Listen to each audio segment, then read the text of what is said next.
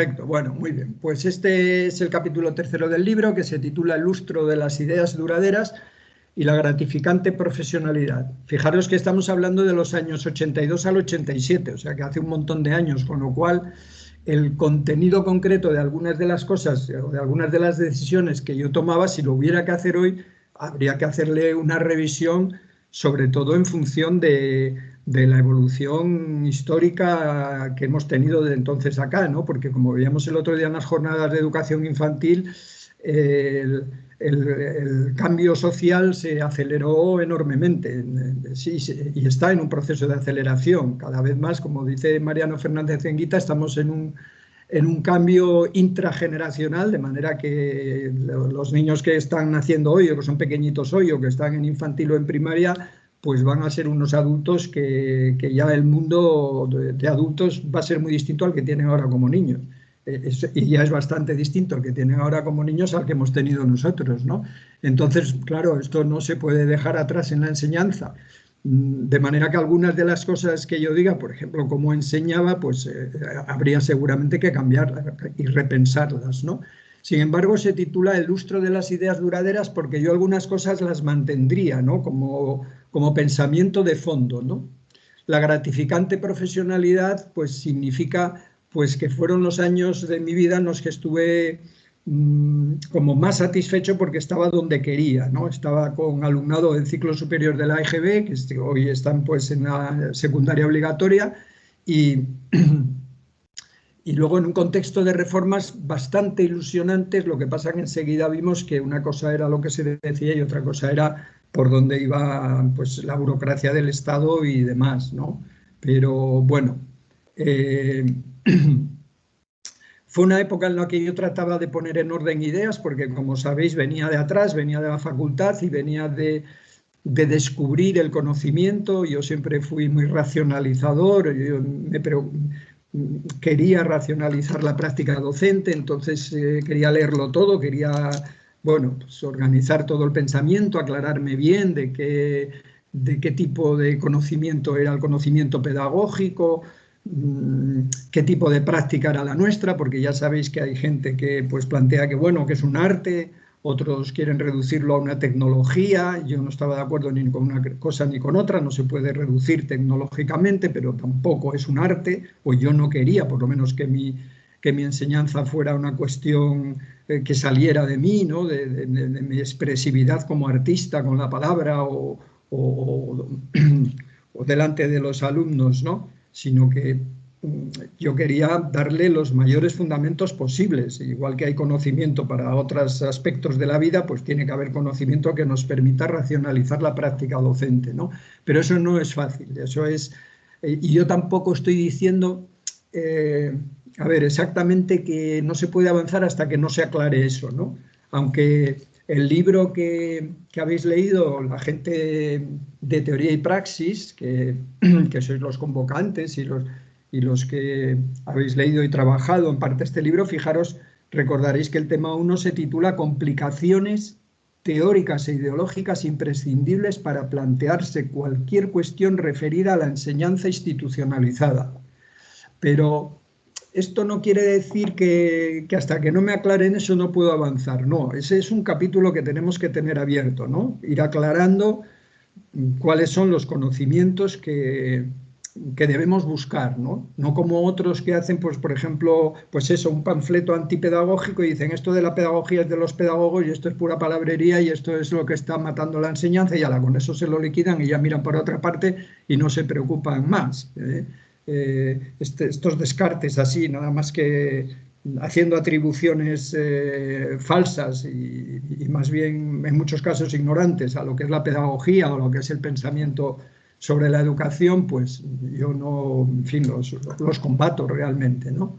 Yo creo que no solo en la pedagogía o no solo en las ciencias de la educación, sino también en otras disciplinas, hay un conocimiento que nosotros tenemos que utilizar para pensar la enseñanza, ¿no? Y un poco eso lo disfruté en esos años porque lo pude aplicar, hacer, y no tanto aplicar, no me gusta mucho la palabra aplicar porque aplicar es como tener algo y luego ir a la práctica con ello, ¿no? Pero sí interactuar con ello, ¿no? Pues, por ejemplo, otro capítulo que tenía abierto, pues como yo era profe de sociales, tuve la suerte de que el director, a quien se lo he agradecido, incluso después de jubilado, hemos tenido intercambios epistolares y no paro de darle las gracias, así como le hacía otras críticas a otras cosas, de que cuando llegué al colegio me cedió la materia esta y yo la daba en sexto, séptimo y luego en séptimo y octavo. Llevaba 2 cursos siempre al mismo tiempo. Y bueno, aquí pude realizarme realmente como docente, ¿no? Luego tuve que adaptarme a otras circunstancias y tampoco quiero decir que haya sido un desgraciado en absoluto, ¿no? Hay que adaptarse a las circunstancias, pero bueno, fijaros, pues yo venía de estudiar geografía y yo tenía que enseñar geografía y, y claro, este era un capítulo abierto que yo tenía, pero ¿qué geografía? Porque todo el mundo decía, sí, no hay que enseñar la geografía de cabos y golfos. No, bien, la geografía memorística, vale, vale, todos estábamos de acuerdo, eso ya en los movimientos de renovación, pues se hablaba mucho de eso, ese memorismo había que superarlo y tal, sí, pero es que hay muchas geografías, ¿no?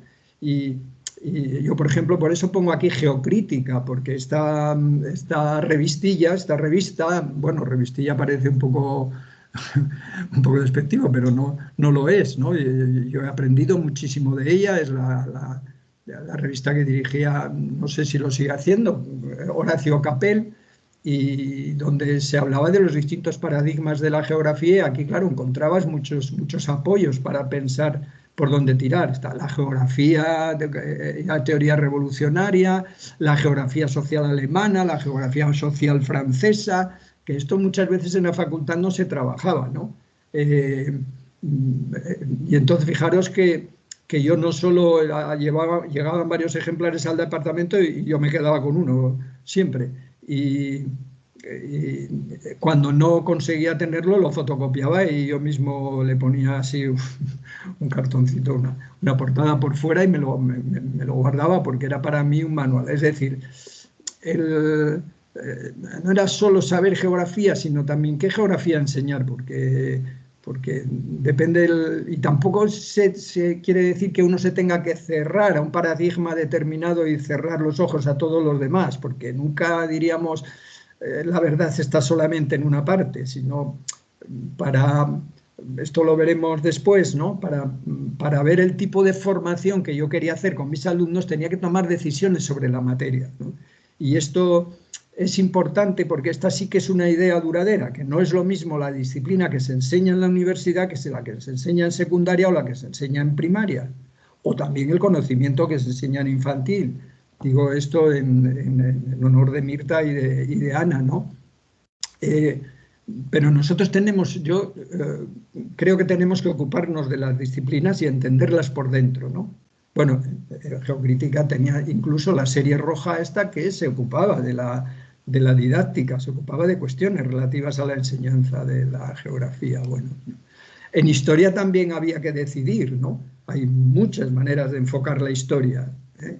Yo como, bueno, pues tenía el pensamiento que tenía, yo era materialista, como hemos contado en los capítulos 1 y 2, pues de pronto me encontré con esto porque esto no me lo habían mostrado a mí en la facultad, esto no lo conocí yo en la facultad, lo conocí después con este autor, Mauro Olmeda, que tiene un desarrollo de toda la historia pues según el materialismo histórico, ¿no? Y entonces esto, bueno, pues coincidía plenamente con la interpretación que quería yo ir enseñándoles a mis alumnos de la historia, aunque fuera en el ciclo superior de la EGB, pero a mis alumnos no les costaba tanto trabajo distinguir entre lo que era la estructura, la infraestructura y la superestructura ideológica, cultural, etcétera. Y bueno, diríamos, sí, no, ya sé que no lo entienden al nivel de un catedrático universitario, seguramente yo tampoco, ¿no? Pero ellos lo van entendiendo a un nivel y saben pues lo que son las fuerzas productivas, las relaciones de producción, eso ya, porque, bueno, es muy largo esto, ¿no? Pero a lo mejor si no atenemos a las etapas del desarrollo de Piaget, pues te dicen que eso no se puede enseñar todavía porque tienen, bueno, sí, no tienen el pensamiento abstracto tan desarrollado como lo puede tener pues un alumno, pues ya que esté terminando el bachillerato o que esté ya en la facultad, sí, pero los conceptos y los principios no van de 0 a 100, es decir, no se entienden del todo en un momento determinado de la vida y nada antes. No, se van desarrollando poco a poco, diríamos igual que el significado de las palabras. No tiene lo mismo, el mismo desarrollo para un alumno de infantil que para un adulto, ¿no? Pero bueno, podemos ir tirando de manera que yo utilizaba este enfoque de la historia, ¿no?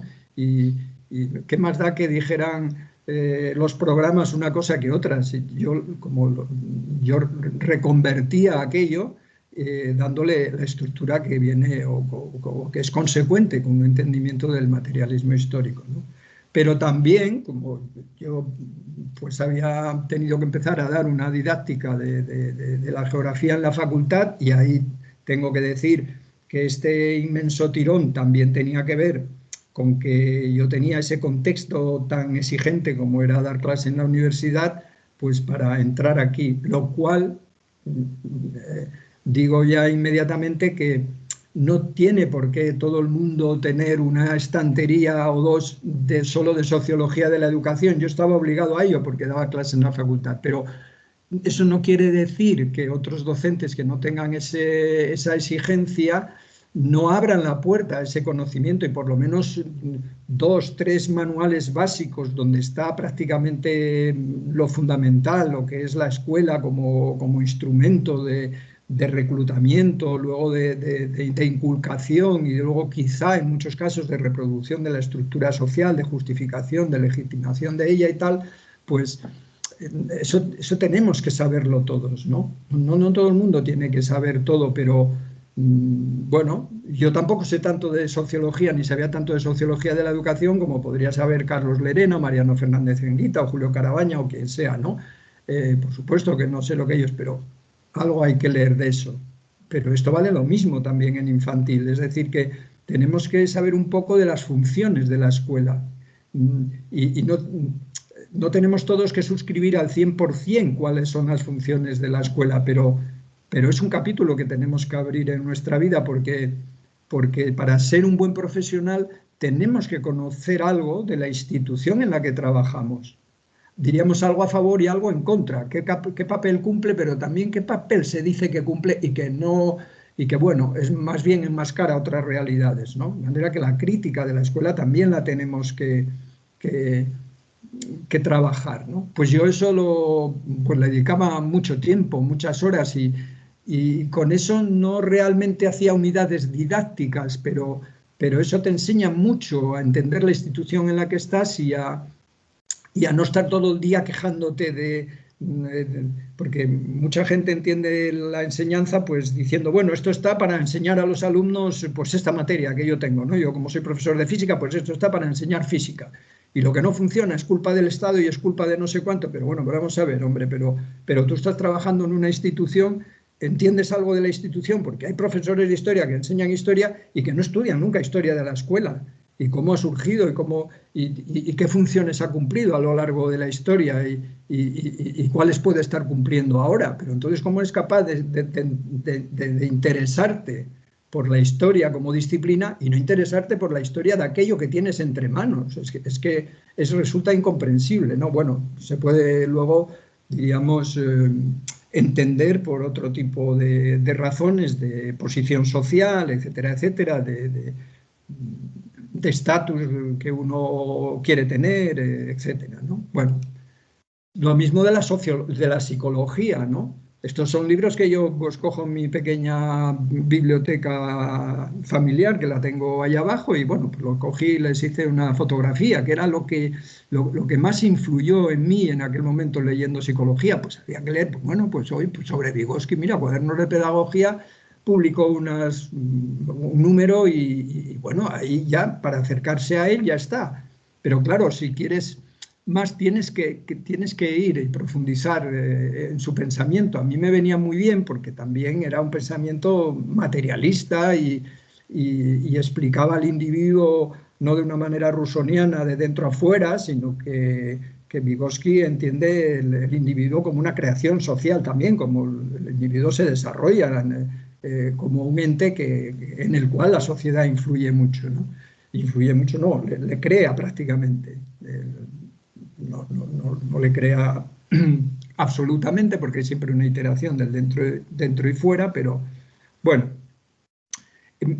Pero ya más en concreto, pues por ejemplo, pues, si vas a enseñar geografía, pues una profesora de la Facultad de Oviedo, Pura Gil Carnicero, tenía una magnífica tesis sobre los conceptos geográficos. Ella había seleccionado una serie de conceptos. Claro, depende de la geografía que cojas, tú vas a desarrollar otros conceptos, por lo tanto la tesis no te decía todo, pero sí explicaba cómo se desarrollan los conceptos geográficos en el niño, ¿no? Bueno, pues aquello era interesante. Y esa idea de cómo se va desarrollando un concepto, pues yo veía que tenía que saber algo de eso, ¿no? Bueno, la relación entre el lenguaje y el pensamiento, bueno, en fin, quiero decir que es otro capítulo que yo leía y sobre el cual... Pero es que luego está todo lo relativo a la teoría del currículum o la teoría de la enseñanza, que a veces, bueno, se solapan los términos, ¿no? Pero fijaros, investigación y desarrollo curricular, la pedagogía por objetivos, pues ahora pues habrá ya a lo mejor alguna publicación, yo no la conozco porque ahora no estoy leyendo como en aquel tiempo, ¿no? Pero sobre la pedagogía por competencias, podríamos decir, ¿no? Y tendrá su crítica y yo ya un poco de crítica sobre el asunto ya la tengo, ¿no? La investigación como base de la enseñanza, sobre los objetivos, pues hay de todo, asuntos más tecnicistas como definir objetivos, cómo se definen los objetivos, bueno, etcétera, etcétera. Otros tan interesantes como estos son ideas de larga duración para mí, el pensamiento del profesor, pues y cuando leía aquello y decía, pues sí es verdad, es que esto no está reconocido suficientemente, el papel del pensamiento del profesor. Claro, ellos se interesaban por él como objeto de investigación. Yo me interesaba por él como sujeto que lo tenía y que lo reivindicaba, pero no lo reivindicaba para hacer lo que me diera la gana, lo reivindicaba para tener que cultivarlo, ¿no? Entonces, bueno, todas esas eran, diríamos, lo que luego se llamarían fuentes del currículum. Como dice alguno, pues son inagotables, porque los lugares donde podemos aprender y aprender a relacionar eso con la enseñanza, pues son muchos, ¿no? Bueno, ahí es donde yo voy elaborando lo que llamo ideas de larga duración, como por ejemplo, para mí fue un descubrimiento el concepto de modelos de proceso, ¿no? Y no de modelos de producto. Bueno, pues eso ya es una idea, pues, genial para mí, ¿no? Porque no te pone al servicio de unos objetivos que tienes que definir previamente porque los ha definido el Estado y luego lo vas tú y los concretas en tu clase y entonces estás peleando a ver si consigues esos objetivos y evalúas en función de ellos, ¿no? La idea de proceso es mucho más rica. Es lo de tratar de entender el proceso de la enseñanza, el proceso en el que yo tengo que sumergir a un alumno, el contexto que tengo que crear, las actividades que tengo que realizar con la expectativa de que pues, se produzcan determinados cambios, pero no es esa idea de que yo puedo definir los cambios clarísimamente y luego al final ver si los conseguí o no los conseguí, no. Hay que preocuparse más del proceso, creer en un proceso y dejar de pensar tanto en términos de fracaso-éxito si consigues un producto determinado, ¿no? El producto muchas veces no lo llegamos a saber, porque lo que los alumnos llevan consigo después de haber sido alumnos tuyos, a veces lo descubres muchos años después hablando con alguno de ellos que te dice, pues, profe, yo esto pues un poco que lo trae de tu clase o que lo escuchó por primera vez o que el primero que influyó en él por tal cosa ha sido tú y otros pues a lo mejor no. Pues, quiero decir que, bueno,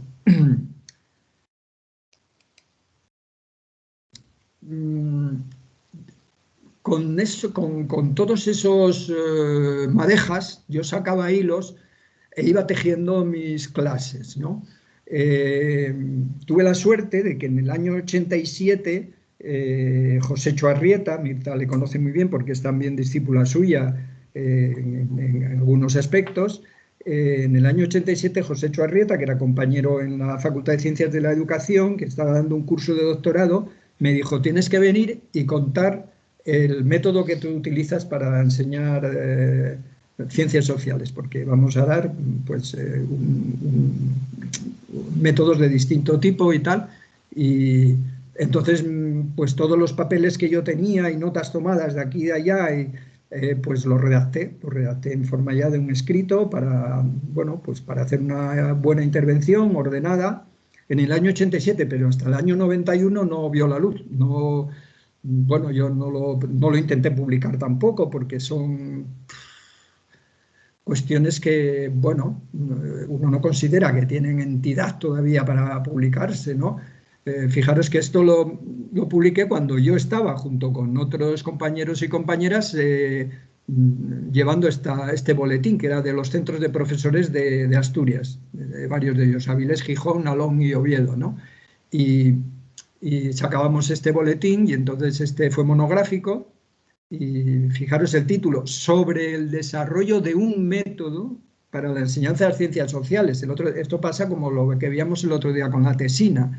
Es muy prudente el enunciado, porque sobre, no es el desarrollo del método de la enseñanza de las ciencias sociales. No. Definido no hay prácticamente nada. Yo digo cosas sobre el desarrollo de un método que en ese momento era el mío para la enseñanza de las ciencias sociales, ¿no? En el 91 lo sacamos, pues porque yo tenía un seminario y quería, bueno, pues que lo leyeran y lo conocieran y discutirlo con ellos y tal, ¿no? Bueno, vamos a ver un poquito esto por dentro para que se vea cómo es, pero esto sería objeto de una sesión. Bueno, esto no os asustéis porque no se entiende nada, porque no está hecho para que se entienda, está hecho para que se vea solo la página central, estructura, todo lo que se habla, todo esto es los apartados. Pues son 16 páginas nada más, está muy sintetizado, ¿no? Son 16 páginas, pero tiene 83 referencias bibliográficas, es decir, que todo lo que se dice allí, referencias bibliográficas, gran parte de ellas, la mayor parte de ellas, con referencia a la página en la que está dicho lo que yo digo ahí, ¿no? Es decir, que todo está muy fundamentado, ¿eh? No hablaba porque se me hubiera ocurrido, ¿no? Ahora, fijaros que en las páginas centrales yo hablo del método que voy creando, pero también esto en qué influye en hacer una unidad didáctica. Esto, derivado de esto, una unidad didáctica de las que yo hacía, pues tenía estas partes, esta estructura, y también cómo era la puesta en escena en el aula, ¿no? Que era lo que... Bueno, pues vamos a ver solo una parte, porque si no esto sería muy largo. Esto ya tenéis que hacer un esfuerzo, acercaros un poco a la pantalla para verlo. Es lo que... Sí, me voy a detener un poco más para que veáis, en primer lugar, que el otro día cuando yo me acercaba a los modelos didácticos, que eran los que servían... Fijaros que esto podríamos llamarlo mi pequeña pedagogía, pero yo entonces no usaba esa terminología todavía porque no me había encontrado con unas palabras, con un sintagma, diríamos, tan atractivo como pequeña pedagogía, que a mí me parece así casi como de cuento, ¿no? Es una cosa como muy literaria, una pequeña pedagogía. Nosotros, ya lo decíamos también el otro día, somos gente pequeña haciendo cosas pequeñas en lugares pequeños, ¿no? Pues eso me gusta más, pero bueno, yo usaba entonces una terminología mucho más común en el ámbito de la didáctica, ¿no? El método, ¿no? Y fijaros que habíamos visto que Jimeno Sacristán daba, me parece que son 6, no sé, no recuerdo ahora si son 6 o 7, pero bueno, creo que son 6, elementos para construir un método, ¿no? Bueno, y otros daban otros, que más da. Yo lo reduje a 3. ¿Por qué? Porque yo con hablar de esto y hablar en profundidad de esto ya tengo bastante. Todo lo demás queda subsumido ahí, ¿no? Entonces yo, fijaros, si era contrario a la pedagogía por objetivos, que no digo objetivos, contenidos y actividades. Digo, intenciones. Esto ya es la rebeldía más absoluta contra la pedagogía por objetivos. Yo no tengo objetivos, tengo intenciones. Bueno, porque quería eso, pero bueno, sí, es igual, podría haber puesto objetivos. Esto es un acto nada más que de pequeña rebeldía con las palabras, ¿no? Bueno, y yo he dicho, y sobre cada una de estas cosas voy a decir 2 asuntos, diríamos, en profundidad. No voy a estar liándome mucho. Tampoco hace falta... Soy bastante analítico de la realidad, pero tampoco quiero descomponer la realidad en 50.000 trocitos distintos, ¿no? Entonces dije, bueno, pues Sobre las intenciones, yo creía que lo podía organizar en dos partes, ¿no? ¿Qué papel juegan en la planificación? ¿Para qué sirve tener, podría decir alguien, objetivos, intenciones? Bueno, ¿para qué sirve eso? ¿Y qué papel juegan en la planificación? Porque en la pedagogía por objetivos juega un papel fundamental. Sin objetivos no puedes seguir pensando, ¿no? ¿Y cuál es su contenido específico? ¿No? Entonces, bueno, yo aquí hablaba, pues hacía toda una crítica a la pedagogía por objetivos. ¿Qué papel juegan? Pues no el que plantea la pedagogía por objetivos, que es el de saber antes de, pues el punto de llegada. No, no. Hay que ir una navegación más o menos apuntando al norte, pero el puerto de desembarco no se puede definir con la claridad que decía la pedagogía por objetivos, que además decía, si lo recordáis la gente que hayáis estado en esto, pues que había que formularlos nada menos que con un verbo de acción para que eso pueda ser traducido a una conducta observable. Bueno, era conductismo puro y duro. De manera que mi crítica, yo como ya había elegido también a nivel, diríamos, de pensamiento, de epistemología, sobre mi trabajo y tal, que no iba a seguir una vía conductista, sino que, diríamos, tan cientificista, sino que iba a seguir una vía crítica, como dialéctica entre la teoría y la práctica y tal, pues, bueno, era coherente con esta crítica de este conductismo de la pedagogía por objetivos, ¿eh? Y también lo es con la tecnología ahora de las competencias, ¿no? Bueno, no lo voy a explicar todo porque ya digo, porque esto lleva mucho tiempo, ¿no? Yo me orientaba fundamentalmente hacia, lo más importante para mí como docente era tener una orientación general inicial. Es decir, tanto aquí a nivel de la materia, en este nivel a nivel de materia, pero cuando baje a la unidad didáctica yo lo que voy a hacer es formular, si voy a explicar la Revolución Rusa, pues yo digo, pero bueno, pero vamos a ver, con la Revolución Rusa, ¿yo qué puedo pretender con mis alumnos?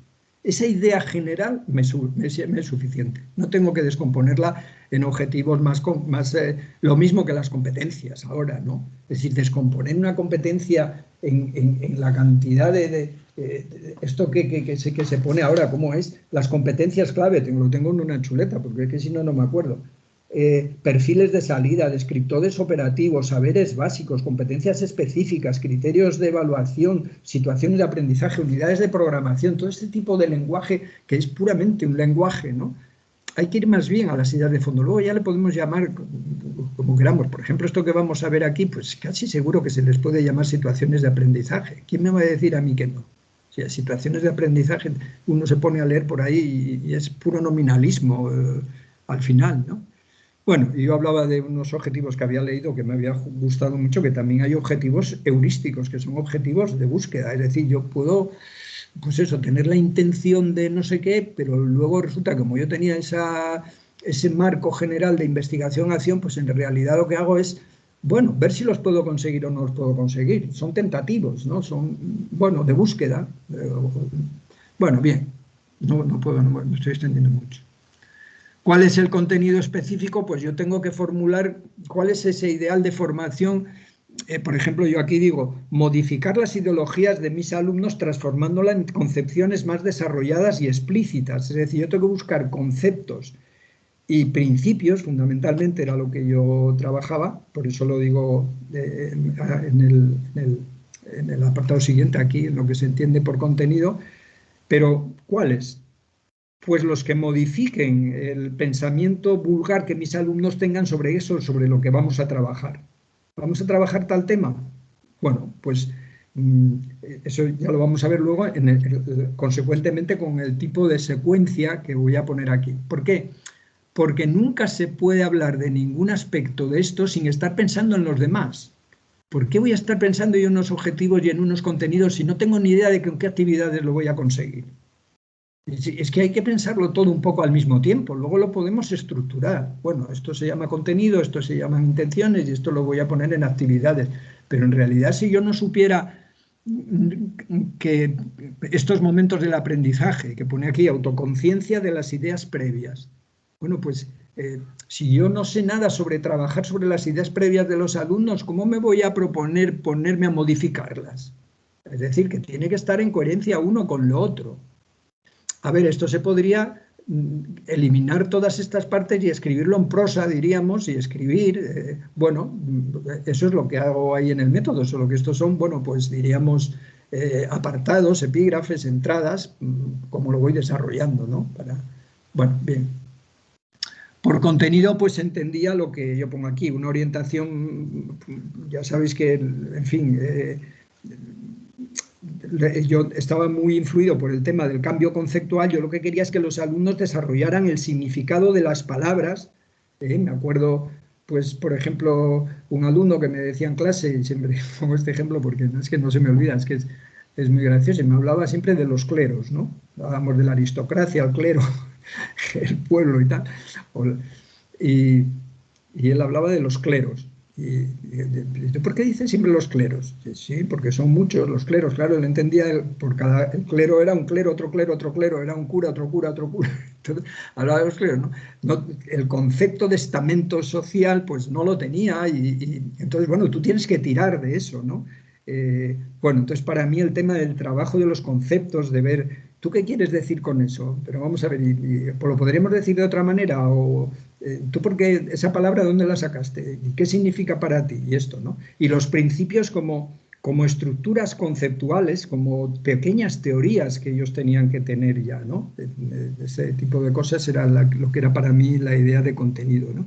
Y luego la discusión entre el valor científico y el valor formativo, eso me interesaba mucho, y explico ahí, pues, en el método, cómo entiendo yo lo que es el valor científico de un conocimiento. No es igual al valor formativo, no es igual, depende del alumno que tengamos delante. Es decir, yo sí que defiendo que hay un nivel, vamos a poner el nivel universitario, donde el valor científico es fundamental, ¿no? Pero cuando nos acercamos a un aprendiz, tenemos que, de alguna manera, por decirlo así, ¿no? Yo lo tengo también en otro gráfico, ¿no? Rebajar ese nivel de cientificidad de ese conocimiento para acercarnos a lo que el alumno ya sabe. Tenemos que acercarnos, y eso, claro, en infantil es muchísimo más, y en primaria pues un poco menos que en infantil, y más ese acercamiento requiere de manera que si a lo mejor me oyen a mí hablar en una clase a un alumno o una clase de alumnado de ciclo superior de la EGB, y me ve un catedrático de universidad, y dirá, pero ¿este qué está diciendo? Eso no es riguroso. Claro, no es riguroso, estoy bajándome del territorio del conocimiento científico y acercándome a lo que él puede entender. Bueno, ya en la universidad, claro, sí, pero en la universidad, cuando ya el alumno tiene un alto nivel de desarrollo conceptual, pues ya podemos entonces estar en el grado más alto, ¿no? Bueno, el tipo y la secuencia. Esto sí quisiera que os fijarais, porque esto sí que era para mí importante, y lo puede ser más adelante, igual sale. Yo seguía 4 momentos. En toda unidad didáctica tenía que pasar por 4 momentos. Uno era la autoconciencia de las ideas previas que tenían.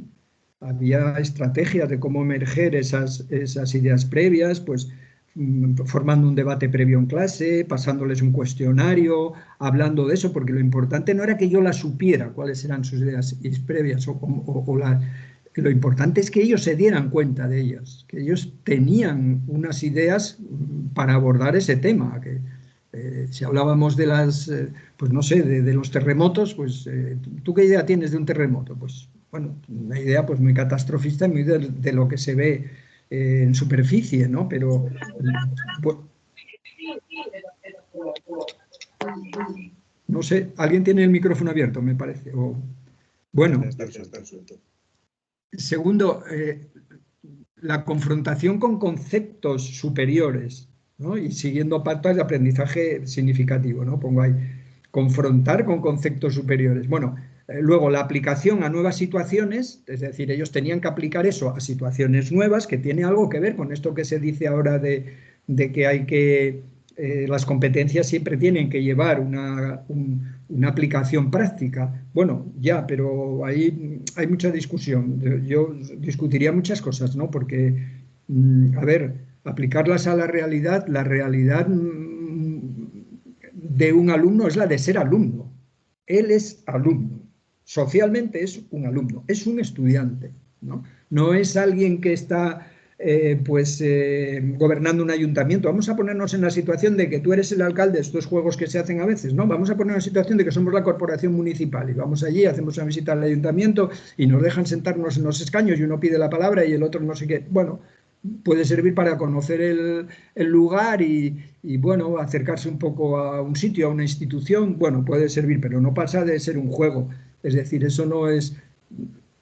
Bueno, tengo un ejemplo también que suelo poner. A mí en una ocasión me llegaron unos alumnos de prácticas al colegio de la facultad, de la Escuela de Magisterio, bueno, y el profesor que era tutor suyo allí, les había dicho que prepararan una unidad didáctica para darla en el ciclo superior de la EGB, en el curso que fuera, bajo el supuesto de que Asturias era una república popular independiente. Pero bueno, pero ¿quién nos ha dicho esto? No digo el nombre, me recuerdo perfectamente del nombre del profesor. Además era bien intencionado, él quería y tal. Pero esto no, está prohibido. Pero ¿cómo vais a poneros a dar aquí una clase? Tenéis que ateneros a la realidad. La realidad es la que es, ¿no? Pues esto un poco pasa, diríamos, con los alumnos, ¿no? Que a veces lo ponemos en situaciones, no, para aplicarlo a situaciones prácticas. Bueno, tienen también una vida práctica que no es exacta. Toda la vida suya no es la del alumno, pero pueden aplicarlo también a situaciones de aprendizaje. Yo, por ejemplo, esto de la aplicación a nuevas situaciones, yo les ponía, ellos tenían que hacer un trabajo sobre el asunto. Era una situación en la que el conocimiento que yo les daba en clase, que a lo mejor les explicaba, etcétera, ellos tenían que aplicarlo para desarrollar su propio tema. Eran creadores de un tema, ¿no? Y pongo ahí progresiva disminución del apoyo. Pone progresiva disminución del apoyo. ¿Por qué? Por el área de desarrollo próximo, ¿no? Porque Vygotsky decía que todo lo que un alumno puede hacer acompañado lo puede hacer después solo. Es decir, que primero, efectivamente, le tenemos que acompañar, casi se lo tenemos que decir todo. Yo, por ejemplo, les daba las partes del tema. Yo creo que lo debéis... les decía los principios fundamentales que queríamos aprender en ese tema, ¿no? Que queríamos desarrollar. Se lo daba bastante... Pero claro, no les puedes dejar solos a trabajar un tema, ¿no? Que es lo que ahora se hace mucho. No, nosotros somos creadores de situaciones de aprendizaje, pero son los alumnos los que hay que dejarles trabajar, tal, ¿no? Ellos son los que tienen un poco la historia del aprendizaje por descubrimiento, ¿no? Ellos son los que tienen que ir descubriendo y no sé qué. No. Bueno, es mi manera de verlo, ¿eh? Yo creo que yo no tengo... La humanidad sabe mucho y en la escuela eso, si no lo hay que transmitir así impositivamente, tal, eso hay que interactuar con eso se va a la institución escolar, ¿no? Y yo soy el representante de los saberes que hay sobre eso que estamos trabajando, ¿eh? Bueno, bien, estoy dándole un corte muy disciplinar al asunto porque, bueno, pues aunque fueran ciencias sociales, la verdad es que estaban divididas en geografía e historia, ¿eh? Bueno, y luego al final todo terminaba en las actividades que pues solía ser un coloquio entre nosotros, pero también preguntas más individualizadas. Bueno, ¿tú qué has aprendido en el tema? Y tal, es decir, la autoconciencia del cambio teórico y conceptual producido. El alumno tiene que saber darse cuenta, es un poco manejar su propio pensamiento y ver cuánto lo ha desarrollado, como si es verdad, si para él esa palabra significa lo mismo antes, por ejemplo, esto que decíamos de la corteza de la Tierra y tal. ¿Qué has aprendido? Si ahora oyes esto de la corteza de la Tierra, ¿qué has aprendido? Ah, pues que está rota, que se mueve, que no está quieta, que aunque vayamos caminando sobre el terreno y parezca que no se mueve nada, pues sí, las placas se mueven y de vez en cuando se mueven demasiado y hay un terremoto, ¿no? Bueno, que ellos fueran conscientes de que habían aprendido. Bueno, decía antes que todo esto habría a lo mejor que volver a pensarlo en función de los alumnos que tenemos hoy, ¿no? Yo entonces estaba muy convencido y lo veía además que para muchos alumnos es muy satisfactorio aprender. el propio aprendizaje escolar produce satisfacción cuando eres consciente de él.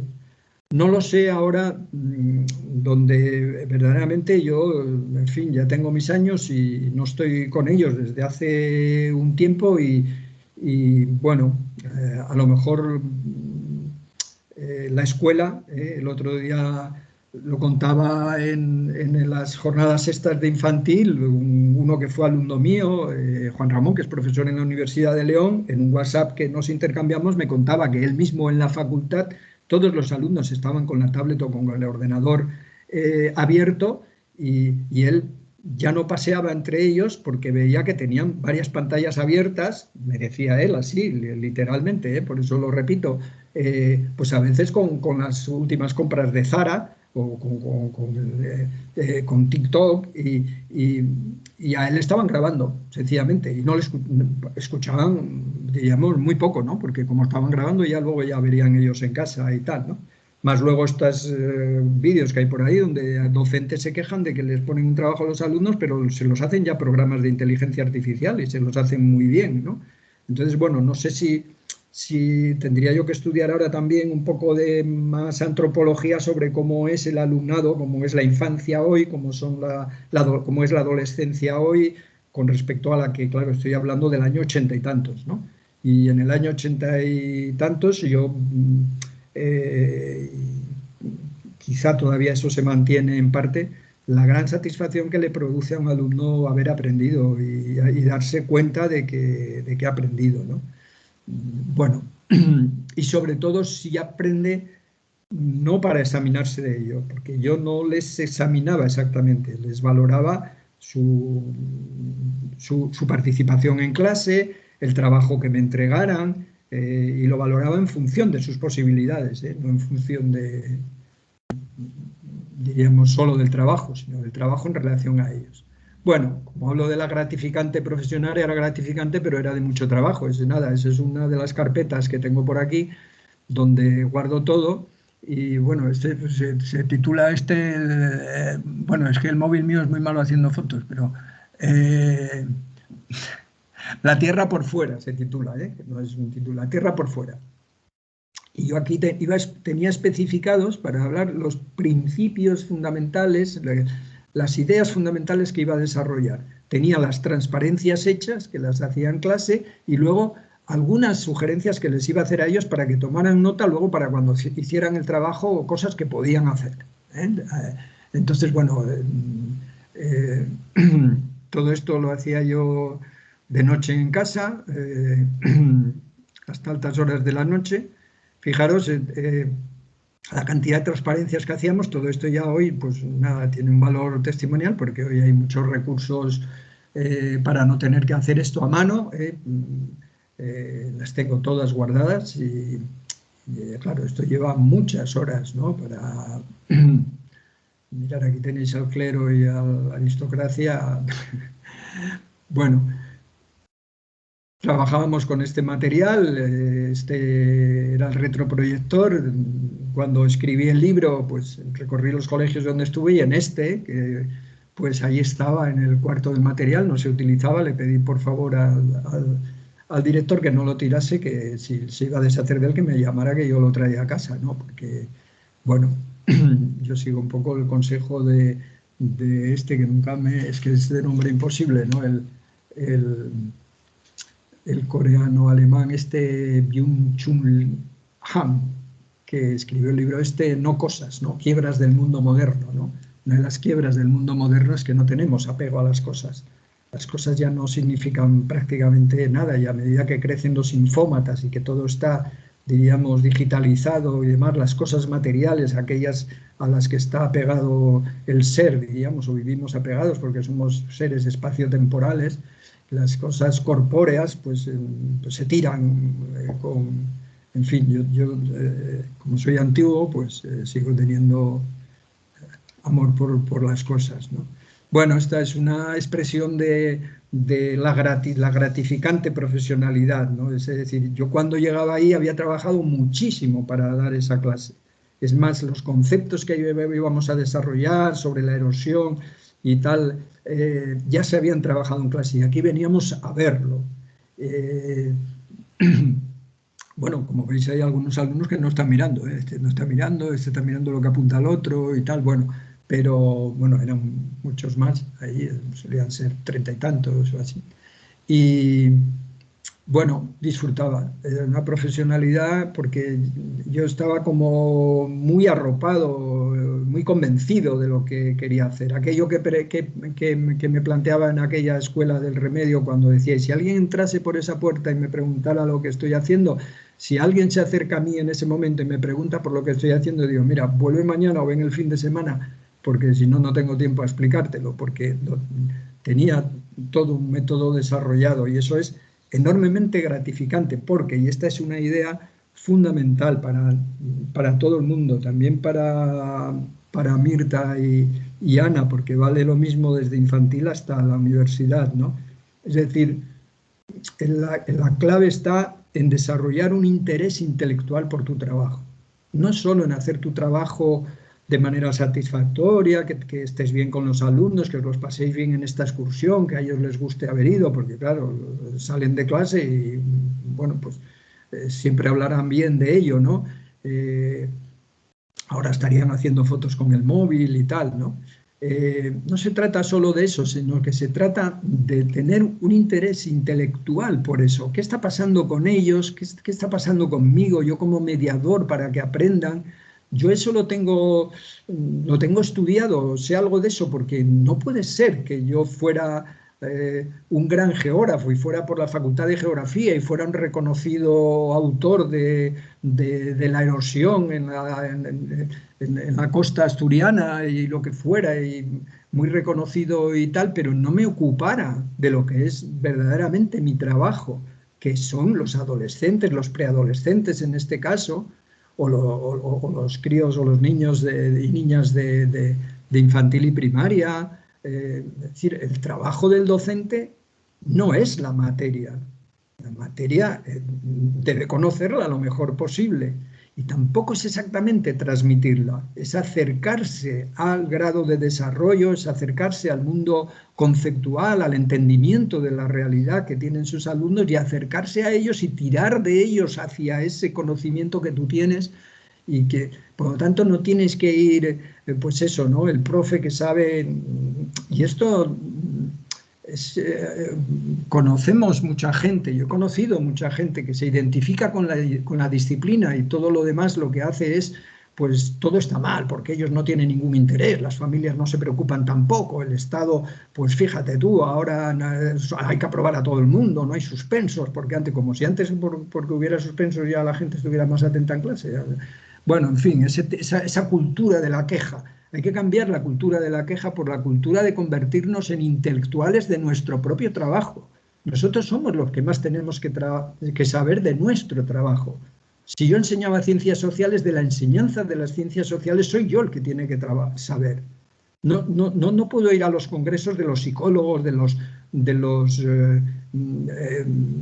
historiadores, de los geógrafos, a no ser que me inviten a hablar como enseño geografía. Pero yo, esa identificación, ese amor por la vida intelectual, pero por la vida intelectual referida a tu trabajo. Esa es una idea clave, esas son ideas de larga duración que yo sigo defendiendo, ¿no? Bueno, esos son materiales también para que ellos siguieran trabajando, no era el libro de texto, pero eran muchos libros y muchos libros, claro, yo estos los buscaba en las librerías, tenían que tener rigor, estos libros tenían un rigor tremendo, eran con mucho dibujo, eran muy ilustrados, tenían muy poco texto y mucha ilustración, pero el texto que tenían era muy riguroso y bueno, pues yo les preparaba carpetas también con fotocopias de cosas porque sabía que ellos iban a buscar. Mira, ahí está Mars, aquí está Malthus, aquí está Oviedo antiguo, la ciudad nueva, porque cuando habláramos de la geografía urbana de Oviedo y tal, pues íbamos y entonces ellos iban a encontrar eso. En los libros eso no venía, pero yo se lo dejaba, bueno, pues eso, por acercarse al alumno, por ponérselo fácil. Bueno, fácil. Para unos era fácil y para otros, bueno. nada, esto es el método esto es el alumno de un trabajo de un alumno de prácticas. Fijaros el grosor que tiene, porque los alumnos de prácticas venían a clase, sí, y yo lo que les contaba era mi método y ellos tenían que observar la clase en función de ese método, de eso que yo quería hacer. Fíjate, esos son trabajos de los alumnos, había trabajos increíbles, ¿no? Algunos padres me vinieron a ver alguna vez y decían, pero ¿qué pasa? Es que solo piensan sociales, es que está todo el día, y tenían miedo que dejaran otras asignaturas porque es que les encantaba hacer trabajos, no a todos, pero a algunos sí, y eran, bueno, pues ellos, cuaderno de trabajo de sociales, y eso lo iba componiendo ellos, ¿no? Ese era su producto final, diríamos, ese era el trabajo en el que estaban metidos ellos, ese era su trabajo porque era su trabajo como escolares. No hay por qué ir a buscar una práctica que sea muy exótica, ¿no? Bueno, están en las carpetas, que también las quiero mucho y las tengo ahí guardadas, donde yo llevaba mis clases de sexto, séptimo y octavo, y las transparencias y tal.